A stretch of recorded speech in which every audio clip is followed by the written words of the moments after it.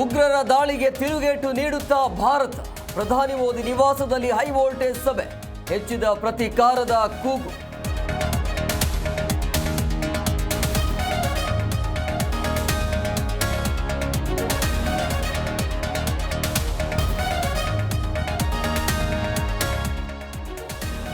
ಕಾಶ್ಮೀರ ನರಮೇಧಕ್ಕೆ ವ್ಯಾಪಕ ಖಂಡನೆ.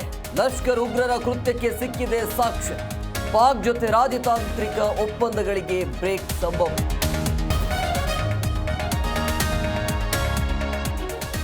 ನೆತ್ತರು ಕುಳಿ ನೆಲದಲ್ಲಿ ಅಮಿತ್ ಶಾ ಅಧಿಕಾರಿಗಳ ಜೊತೆ ಸಮಾಲೋಚನೆ.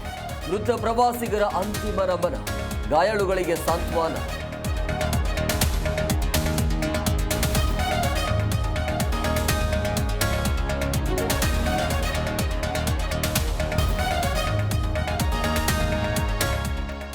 ಕನ್ನಡಿಗರ ರಕ್ಷಣೆಯಲ್ಲಿ ಸಂತೋಷ ಯಶಸ್ವಿ.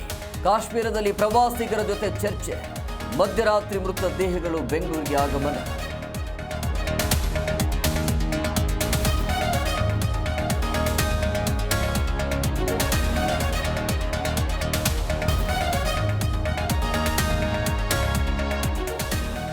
ಖರ್ಗೆ ಸೂಚನೆ ಬೆನ್ನಲ್ಲೇ ಎಚ್ಚೆತ್ತ ಸರ್ಕಾರ. ಮೃತರ ಕುಟುಂಬಕ್ಕೆ ತಲಾ 10 ಲಕ್ಷ ರೂಪಾಯಿ ಪರಿಹಾರ.